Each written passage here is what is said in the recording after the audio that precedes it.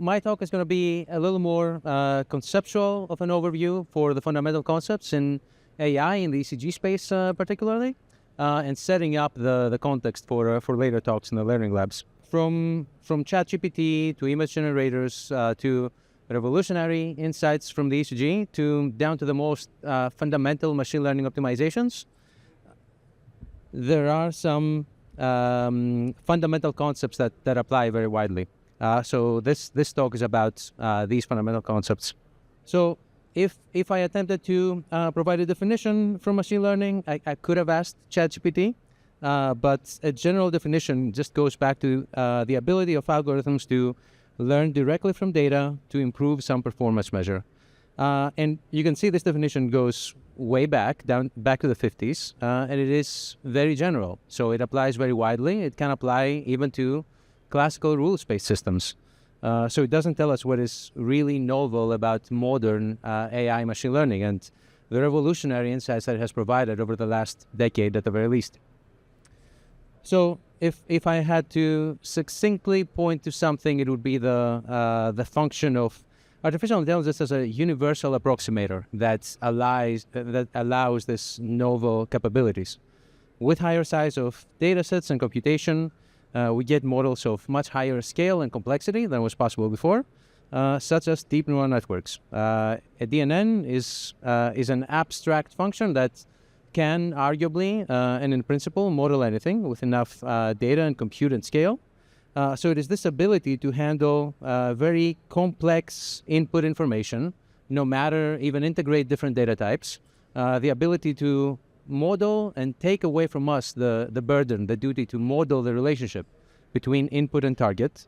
So its ability to model nonlinear or even completely unknown relationships and patterns between the inputs to the target, that allows these models to achieve much better performance than was previously possible. And I'm using here an example from Dr. Ang's work, and it's a great visualization here. And it is an example from the literature that shows that AI ECG can outperform traditional clinical markers and traditional scores that are well in use for risk prediction, including, for example, the Framingham risk score or Q-risk-3. In this example, and the AI applied to the ECG directly can outperform information from classical cardiovascular risk factors. And not only that, but the machine learning can integrate information from the ECG parameters along with age and sex and cardiovascular risk factors more efficiently than was previously possible. And not only that, but it can combine all that information with the ECG. So it's that ability to integrate multiple data types, very complicated information from multiple domains, as well as handle complexity and abstraction to model that relationship in ways that weren't possible before. And these capabilities yield better performance than traditional systems in many domains. Classical machine learning models, an example here are random forest and gradient boosting. These models, their characteristic is that they operate on structured features. I implied that before, referring to cardiovascular risk markers. Or when talking about ECG interpretation, those structured features would be expert-crafted features from ECG processing. These are the input to these classical machine learning systems. So that is a functional distinction between machine learning and deep learning. In deep learning, which is the domain of deep neural networks, DNNs can process the raw waveform, the entire signal of the ECG, and they can learn the features, they can extract the features as part of their machine learning optimization. So that part of feature extraction and feature learning as part of the optimization is what sets apart deep learning. A convolutional neural network, which is by no means the only architecture or necessarily the best to process the ECG, but it's great to demonstrate the feature of the concept of extracting features, and with successive iterations of convolutional layers, lower level features are extracted and then combined into mid-level features and in the end into high-level features. And you can see that they describe feature structures, patterns of higher and higher complexity, but they always remain generally abstract and not interpretable by humans. And then the classification part of the network that comes later doesn't differ that much from the classical machine learning models that you saw before. So this feature extraction is a fundamental part of deep learning.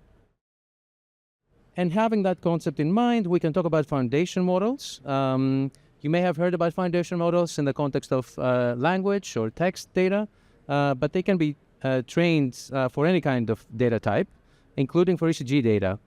So pre-training an ECG foundation model, the foundation model can learn to optimally extract features to characterize the ECG. And this can be done on a general data set without the need for labels. And then that foundation model can be fine-tuned for specific tasks, including, for example, detection of structural heart disease endpoints for which the available data with labels are very sparse. So not wasting that data to learn the features of the ECG from scratch makes a lot of sense. And we might hearing more and more about these ECG foundation models. Supervised learning is training on data for which the ground truth is known. This is by far the most common paradigm for machine learning in the ECG space. Right. And that optimization is applied towards some performance metrics, learning to optimize some performance metrics against that ground truth.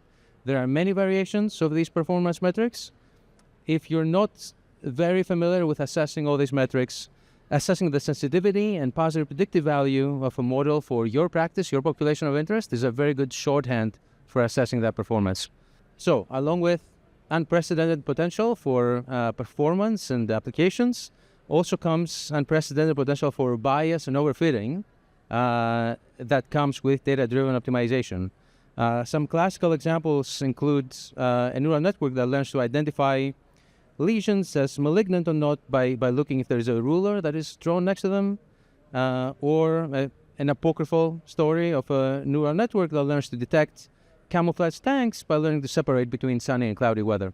These are a bit heavy-handed examples, but they demonstrate the principle that data-driven optimization can optimize some performance metrics, but it does not confer common sense and just understanding of context. These are things that we as humans might take as granted.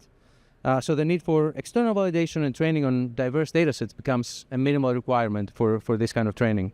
And our ability of the leaders in the field to scale and generalize these models and demonstrate that convincingly is what will define the potential clinical impact of these applications.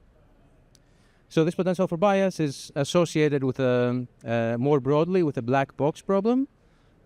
Usually this is framed as a lack of explainability, the inability to explain the causal link between the inputs and the target for these AI systems. And that means that it is harder for the clinician to assess the output of these tools, integrated with bedside awareness, and build trust and integrate with other clinical information. But it's not just about explainability. It's very related with concerns on bias, robustness, safety, liability, and ethical use of AI. So a lot of concerns associated with that, and these are concerns that still impede wide adoption of AI ECG today for critical diagnostic or treatment decisions, such as interpretation of the ECG.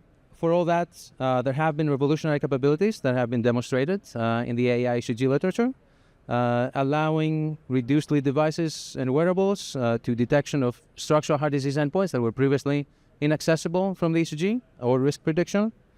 And since ECG being widely accessible, very simple, non-invasive, it holds the potential to revolutionize the entire cardiac care pathway. So there's huge promise there, and while some barriers to adoption remain, some great strides have been achieved, some of them from the distinguished speakers in this learning lab, and we'll hear about that in the next talks. Thank you.